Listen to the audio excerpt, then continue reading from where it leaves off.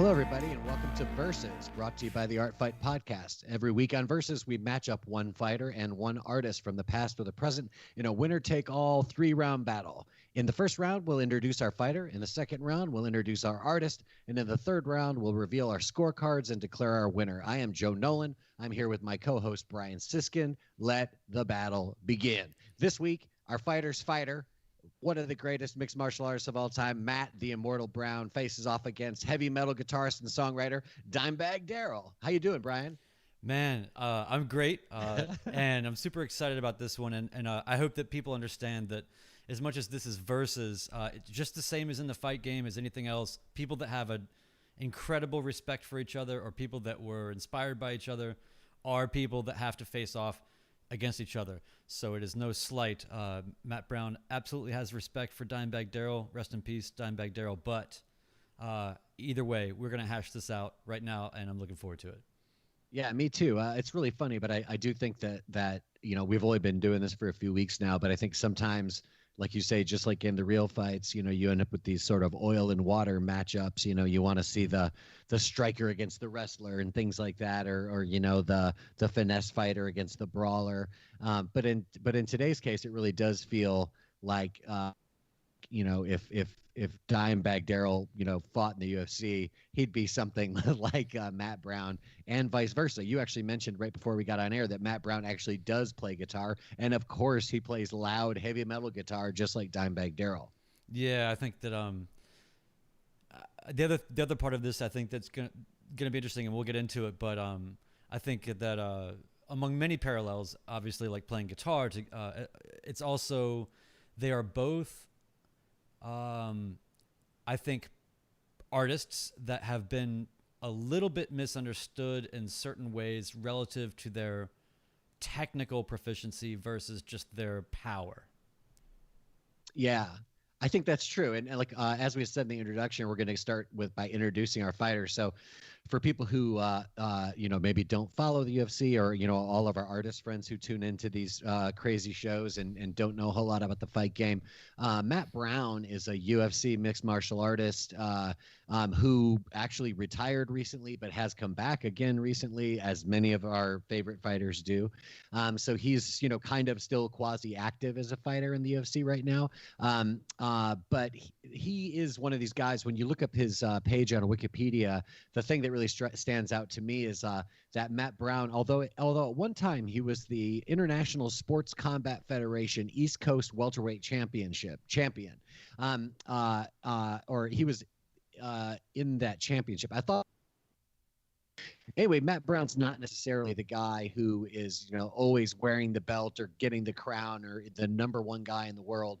But Matt Brown is, as I said in the introduction, without a doubt, a fighter's fighter. He's one of these guys who every time he shows up to fight, you want to see him. It's the reason why he's one of my favorite fighters, because if Matt Brown was ever on a card, I'm like, okay, well, maybe I'll watch that fight at least. At least that's worth tuning in because Matt Brown's going to be on. Anybody who's interested in finding out more about Matt Brown, I would almost say that, he had a recent fight near the end of his before he retired the first time. He fought against Donald Cerrone, and even though he lost that fight, I really think in a lot of ways that fight was emblematic of his career, because it really was a situation where he was pitted against a guy who was very much like him, a fighter's fighter. They're both kind of similar in the sense that they're both basically Muay Thai style kickboxing type of fighters. Mm-hmm. And that was a very that was exactly the kind of fight that you expect to see out of Matt Brown. And even though he ultimately got finished, he got finished, righteously by another very good fighter. But when you look at Matt Brown's Wikipedia page, again, you might not see like this long reign as a champion, but what you do see from Matt Brown is just a whole paragraph of like fight of the night, knockout of the night, performance of the night. Matt Brown actually won in 2012 and 2013. Sherdog named him on their all violence first team, which I think if that doesn't tell you the kind of fighter he is, I don't know what does. He's incredibly exciting fighter, never the kind of fighter who takes his foot off the gas, never the kind of fighter who, has won the first two rounds and takes the third round off. He's just not that kind of guy. Another thing that's interesting about Matt Brown is that he in his 22 wins as a professional fighter, he has won 14 by knockout and 6 by submission. So he's mostly finishing people. And that's a pretty diverse number. Yeah. When you think that, he's almost got as half as many submissions as he has knockouts, that's a pretty diverse, well-rounded fighter. And another thing, and the thing that I find probably the most interesting thing about his fighting style, is that those knockouts aren't just a punch, a kick. Those knockouts are very often set up by a knee strike or an elbow strike. He had a devastating knockout against our friend Diego Sanchez with a terrible, terrible, vicious elbow that was like one of the, arguably the elbow strike. If you had to say, how does that work when you hit somebody with their elbow? Show them that video, and that would fill you in pretty quick. But so he's a very diverse, dynamic fighter, and underneath all of that, the thing that really defines him is just this gritty fighter quality. He is going to hit you. He's going to hurt you. He's going to break you. He's going to beat you. That's like the Matt Brown formula for winning. It's not about fancy moves or a lot of deception or anything like that. It's very much just about mano a mano, and one of us is walking out of here, and more often than not, it's Matt Brown. Yeah. Do you have any particular Matt Brown sort of memories or things that have stood out where it occurred to you that he was, something really special? Yeah, well, some of those I just mentioned. Even in that fight against Cerrone, that was just a great fight. That's you can't have a great fight without two great fighters, And so even though he lost that fight, that was one of those moments where where you still saw how special Matt Brown was and what he was capable of, and the toughness he was actually capable of, even though he ultimately got finished with yet another big kick from Donald Cerrone landing. He took several of those kicks before that happened and kept walking forward, and again, that Diego Sanchez knockout, which was probably the last great highlight of his career before his first retirement.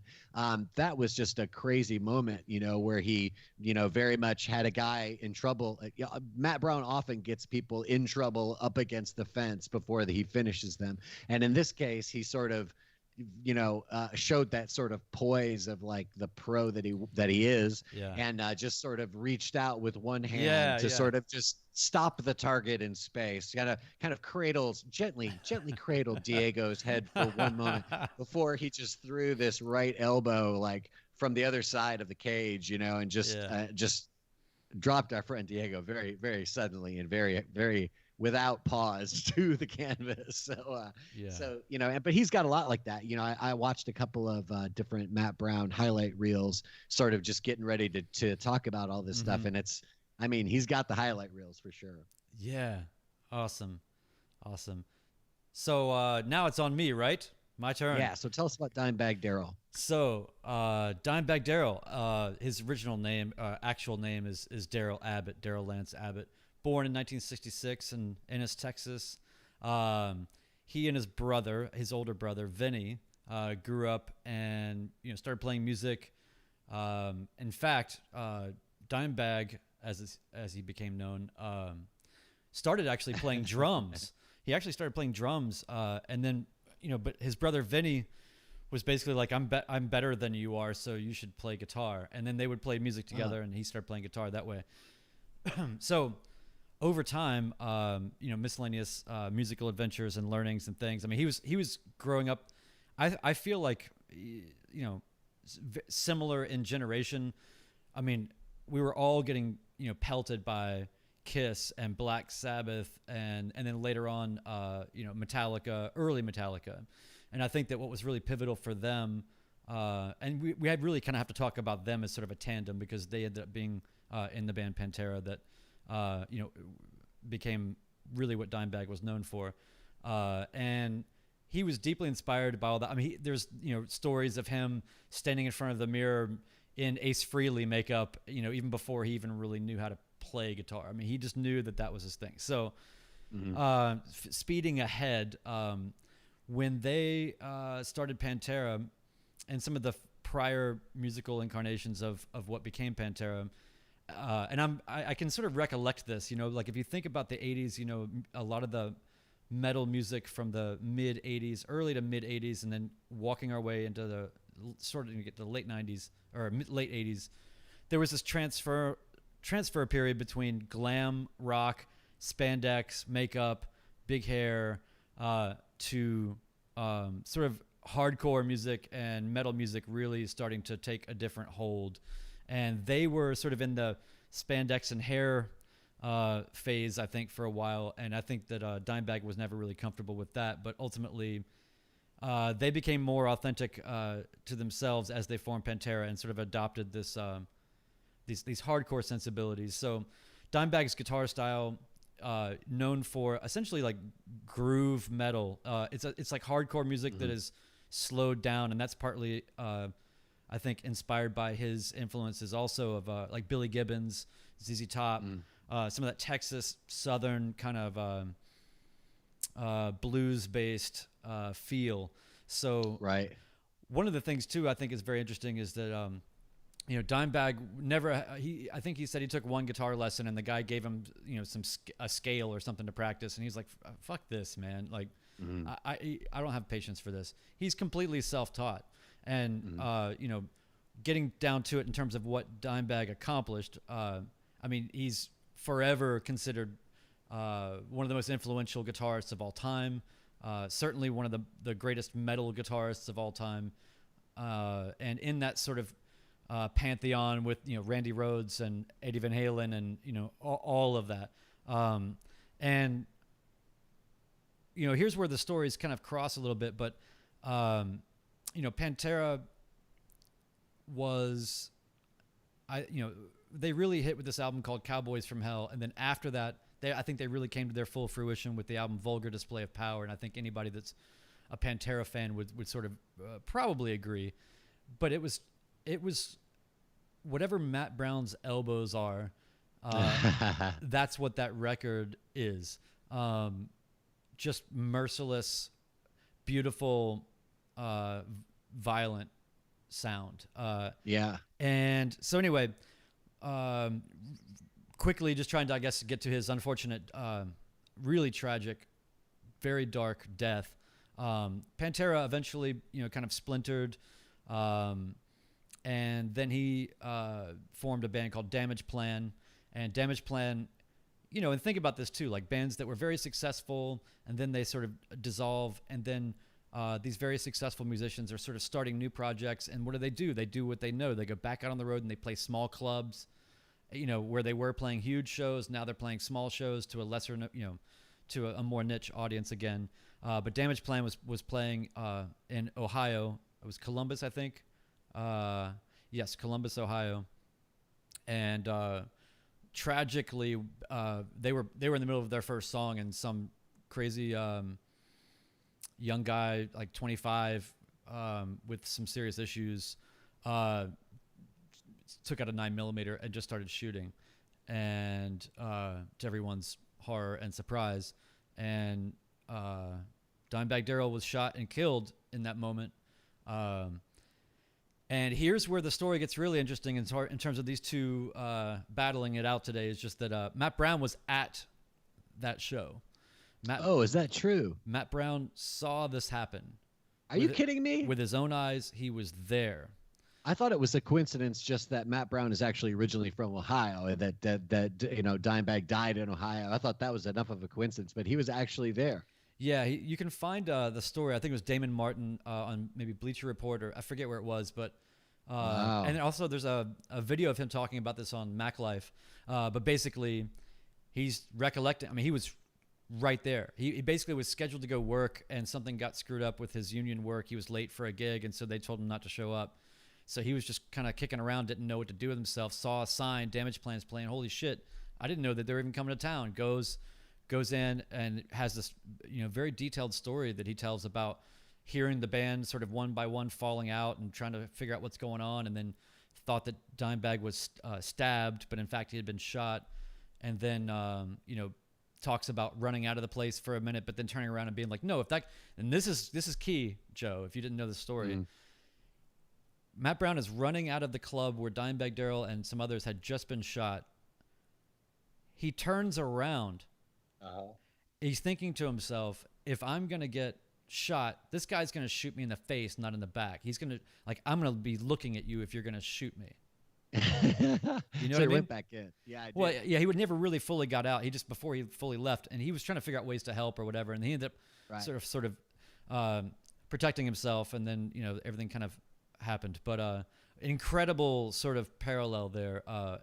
Yeah. And so lastly, That sort of attitude of like, you know, I'm gonna look you in the eye, even if you're gonna, if I'm going down, I'm gonna go down staring at you and you know, coming forward. That's absolutely the Matt Brown way. So it doesn't surprise me at all. yeah. So, you know, there's a lot to Dimebag's story, which we're not going to be able to all get into here. But one little other sort of detail is that he was actually, his nickname was Diamond Darrell, but then I believe it was the singer of Pantera that had changed it for him by suggestion, only just as a joke, really, because Dimebag would only, like, when they're playing shows and people are giving you weed and whatever, he would only ever accept no more than a dime bag, because that's how that he wasn't willing to accept the risk of getting caught with any more weed than that.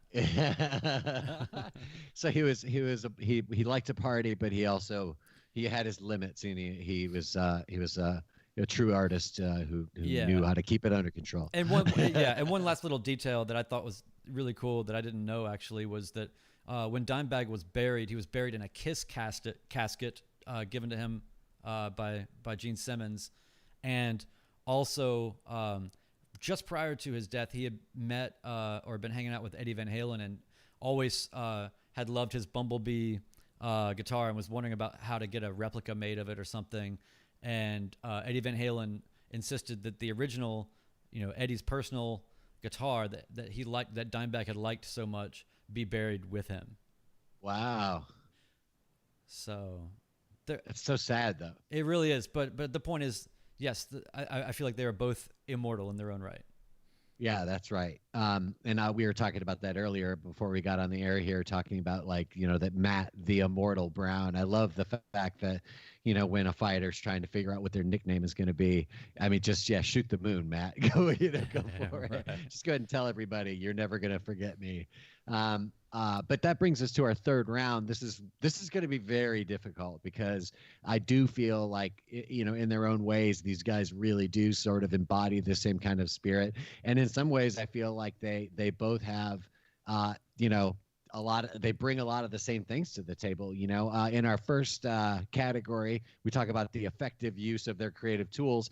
For Matt Brown, you know, I think Matt Brown, again, he's a guy with a pretty diverse toolkit in terms of you know, the kind of things that he can do in an octagon. You know, as I said, he's gotten almost half as many submissions as he's scored knockouts. So he can go on the ground and, you know, put you in an armbar or choke you out much better than most might be able to. But in the meantime, on his feet, he's got all of the quote unquote 8 limbs going. You know, he's punching, he's throwing spinning shit, he's got elbows, he's got knees, he's got kicks, he's got everything, you know. So in terms of, you know, having a wide array of creative tools, he's got them, and he knows how to use them for sure.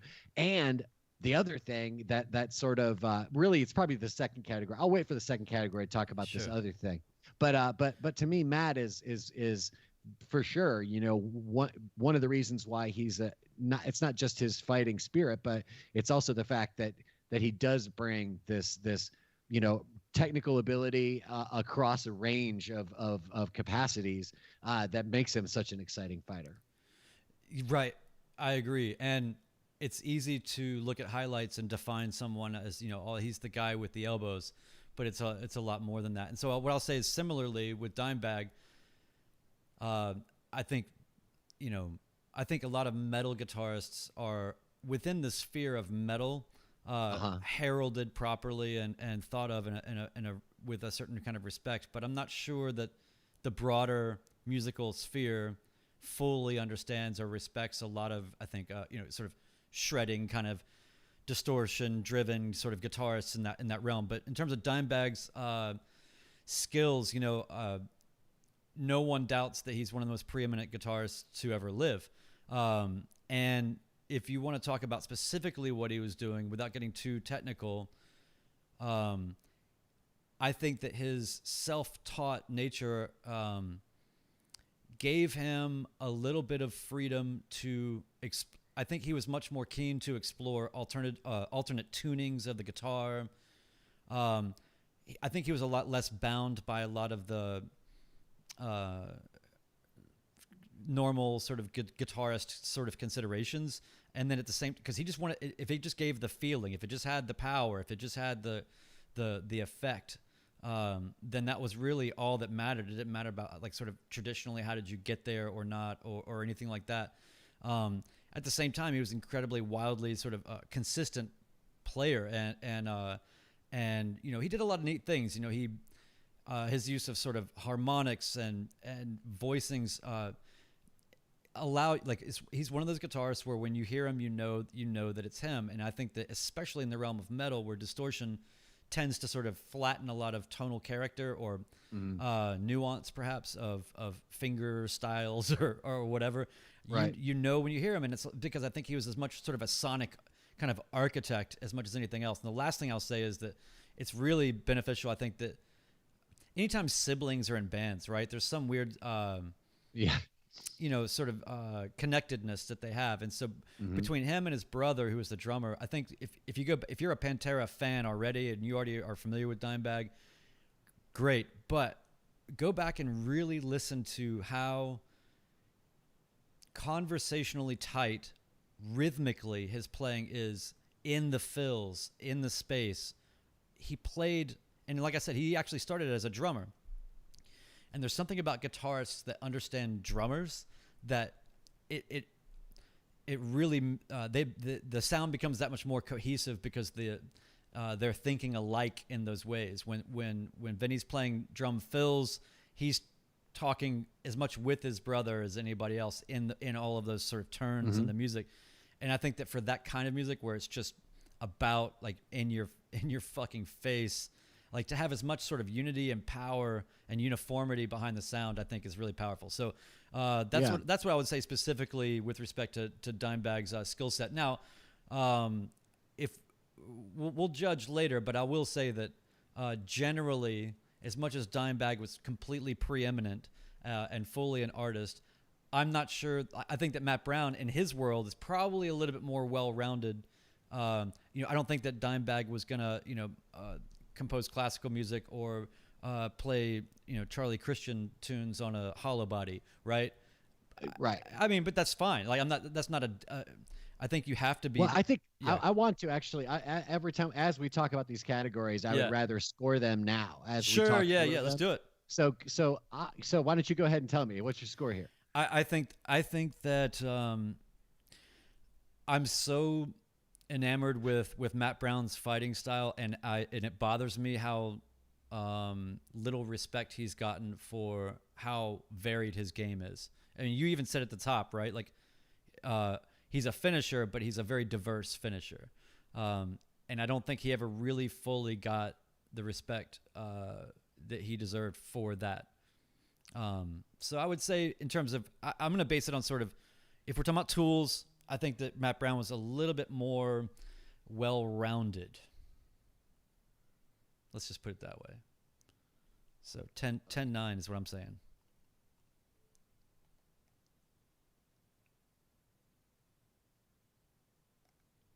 Okay, I am actually going to go the other direction because I'm going to say I do feel like Matt Brown's incredibly well-rounded. I also feel that, given what you've talked about regarding, what Dimebag Darrell was able to do, like within the sort of limited sphere of metal, to me, he was able to do things that actually sort of transcended the genre of metal. You know what I'm saying? And for me, Matt is like an incredibly well-rounded martial artist. And he's also very much in the world of being a super solid, diversified Muay Thai style fighter who also is a very good grappler. You know what I mean? Which is massive because there's lots of fighters who can't actually accomplish all that. But to me, Dimebag Darrell actually is one of those guys who sort of transcended the thing he was a part of, right? So you went with Matt and I'm going with Dimebag. the fight's all tied. We're moving on to the next round. Next, Okay, let's do this. Yeah, so we gotta so get this moving. is where Yeah. we talk about effective aggression, okay? And when we talk about effective aggression regarding our weekly artists, it can be a kind of a wishy-washy thing. I think with Dimebag Darrell, it's a he's the perfect guy to talk about for effective aggression. For me, talking about Matt Brown this week, I've said it before, I'll say it again. I think really maybe the number one thing that Matt Brown brings, as you saw the night Dimebag Darrell died and Matt Brown turned around and went back in the building, is that he's just that guy. He's the guy who he's a born fighter. Some of the guys that I love, I'd say most of the guys that I love in combat sports are people who I would ultimately classify as martial artists. You know what I mean? Matt Brown is definitely a martial artist, but Yeah. but first and foremost, he's a fighter. You know what I mean? Yeah. He's a fighter, and that's a thing that's a thing you have. I don't think that's a thing you learn. You know what I mean? And Matt Brown has that in spades. And so to me, that's really the where his effective aggression comes from. I mean, he was never the kind of fighter who backed up. Like I said, he's never the kind of fighter who took a round off ever. He's never been that guy. He's always been exciting for those reasons. But all of that stuff falls under the category of he is somebody who is supposed to be fighting people. That's like what he's here for. You know what I mean? And so I think he scores very high on the effective aggression meter. Yeah. So I think a lot of what's interesting about these conversations too is we can change just the prism through which we're viewing something, and it can have a net effect that is wild. So I have to look at it from what I'm you're focused on I think the word aggression, right? Which makes sense. I'm actually focused now. We're not in any kind of doubt about the mutual levels of aggression here, right? But no, there's a lot of aggression this week. But with respect to efficacy, think about the fact that it's what Dimebag did in terms of the sound that he created and the tones that he created and the music that he created. It's actually the source material for all of these people to get hyped, right? Like it's their soundtrack. It's their ethos. It's their, it's a manifestation of whatever that is, right? And so, I feel like if you want to talk about efficacy, the reach and impact that on just a broad base of humanity, people that reach, just however you want to call it, influence, inspiration, and people that interacted with his greatness in some way, or got to witness it. I think that he was able to reach so many people that I think about it from the standpoint of sort of efficacy as opposed to, because I mean nobody's going to combat the argument of aggression on either side. They're both absolute embodiments of what that is. Yeah. I know one thing I would also like to say on Dimebag's side, when I was, doing a bit of study over the last week or so, we were actually going to do this last week. So I've sort of looked over both these guys a few times since, before we got on here today. But another thing that I thought was interesting, and I think it's true, I don't think it's just something Dimebag said. I think they actually lived up to this. But at some point he was being interviewed and he talked about the fact that so many bands, they come out with this album that everybody notices in the metal world, and they come out with this heavy album. And you can name a lot of bands who did this. But then after that happens, the next album, the next album, the next album, everything just gets lighter and lighter and lighter. It's like they can't maintain that. And he was like, oh, fuck that. Like, we're not doing that. Like, Pantera is going to get heavier. We're going to, if you liked what we did last time, get ready, because we're going to do even more the next time. And I think you're right. I mean, like you said, that second album or whatever is like, that's really where you're hearing the definitive band. They kept pushing and they got even more Pantera. Yeah. You know what I mean? So I think that's that goes to his side as well. But okay, second round, who took it for you? I got to go with Dimebag. I am also going to go with Dimebag. All right. So Dimebag takes the lead going into the final round. And going into our final round, art era control. So this is usually where we kind of look at, the person within their world and say, how much of that, like a fighter trying to control the space in a fight, how much of the space of their milieu did they influence and hold, And as I said earlier, for me, Matt Brown, is somebody who, there's a certain part of the fight game that Matt Brown definitely owned. Fan favorite, bonus winner, you know what I mean? Knockout of the night, fight of the night. He was that guy all through his career for sure. That said, he was never the reigning champ. You know what I mean? He was never the guy who necessarily inspired, throngs of people to become martial artists and follow in his footsteps. Although I'm sure he's got some of those. I'm sure there's some little Matt Browns running around out there.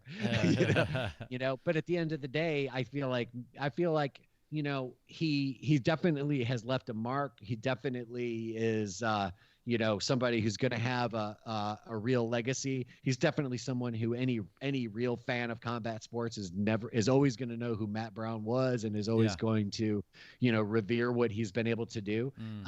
And I feel like this is one of his weaker rounds in terms of the 3 rounds we talked about today. Yeah. So I'm a bit scared about where you're going with Dimebag Darrell. Well, I'll tell you right now. I can feel it coming up. Oh, it's coming. Oh man, are you sensing there?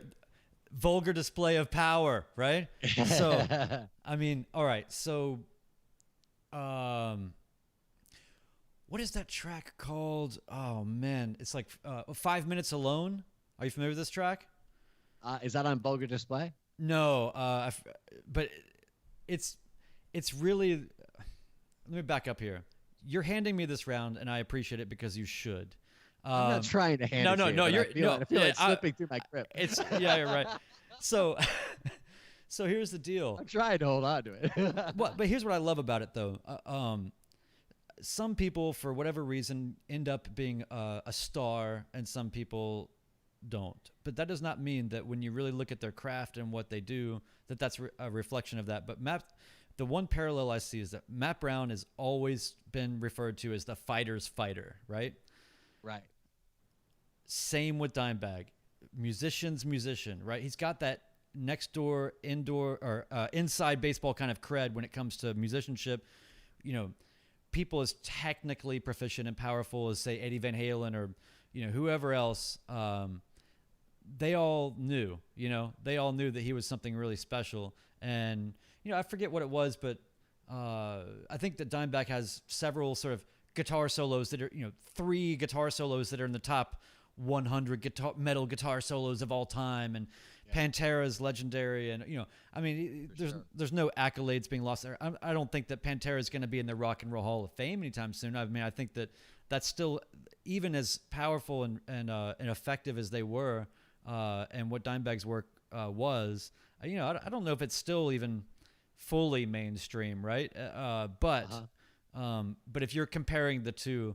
And it is definitely no slight to Matt Brown at all. But Dimebag's era control, that's what it was about. That's what he was doing, was era control. He was, he planted his feet and made himself known, and everybody that was around for that, especially then. I mean, I wish that it sounds like I'm an old man here, but I guess I am. People have to realize too that what that sounded like at the time relative to whatever else is going on. I mean, because the rest of the music situation at the time was a lot of just fluffy sort of garbage, and in terms of popular music. And what a perfect time for them to come along and double down on their aggression and to adopt sort of a more hardcore aesthetic or sensibility, and the production style and everything.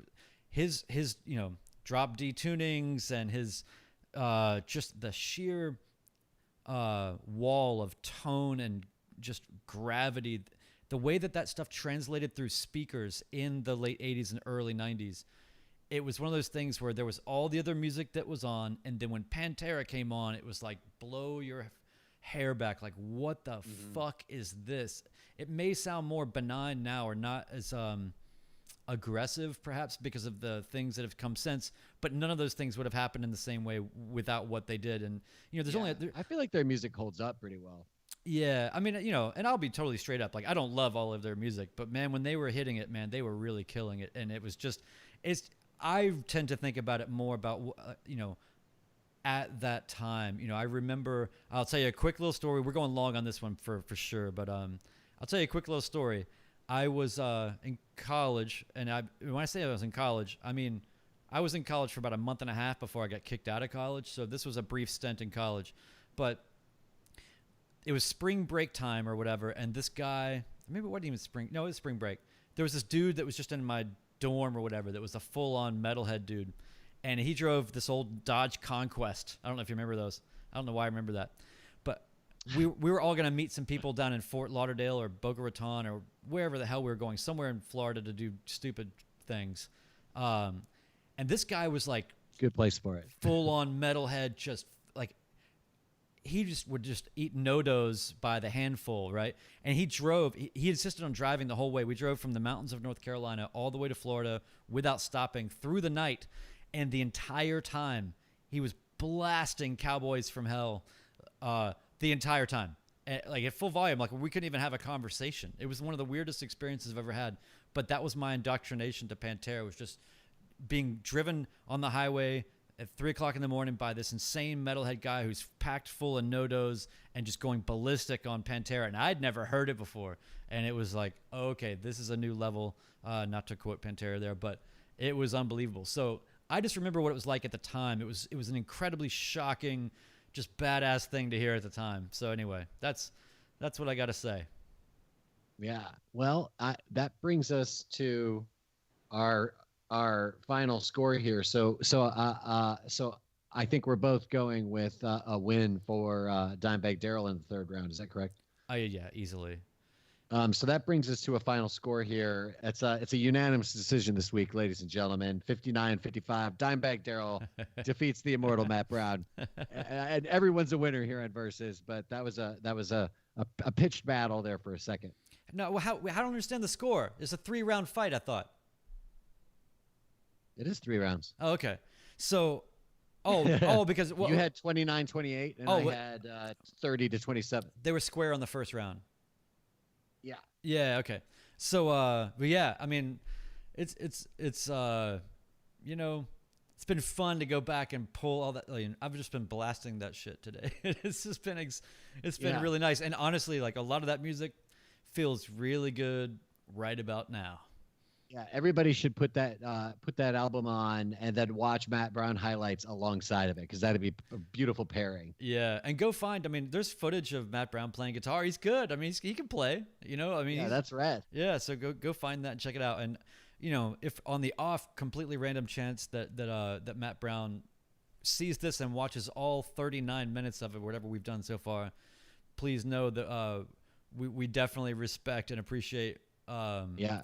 This is only our third show, right? That's how much we love Matt Brown. Yeah, yeah, and we just, I don't mean to trivialize in any way, the horrific experience that he had and the horrible nature of Dimebag's fate. So, anyway, I just wanted to kind of reiterate that. But man, awesome. So now, I've been sort of digging into Dimebag, but now I'm gonna go watch some Matt Brown highlights. Right on, and we're gonna see everybody on.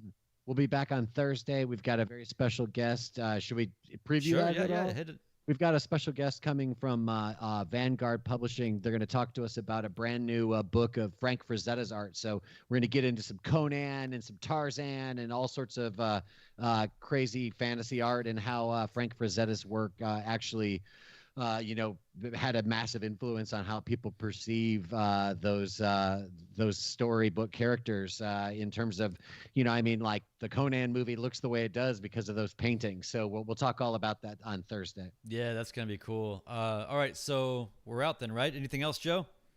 No, I think that's it. I think that's it. Yeah, if there's something else I'm forgetting, I'll get with you later. All right. Well, people need to subscribe. We're still trying to pick up steam on our YouTube channel. We, obviously have been doing audio podcast only for a few years now, and are trying to turn the corner now. And so people are not really aware of what we're doing yet.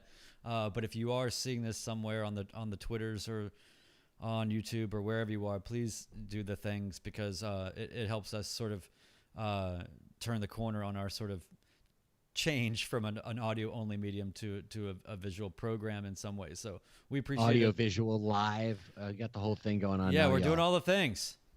All right. Appreciate it, my man. All right, Cheers. we're out, everybody. Preach.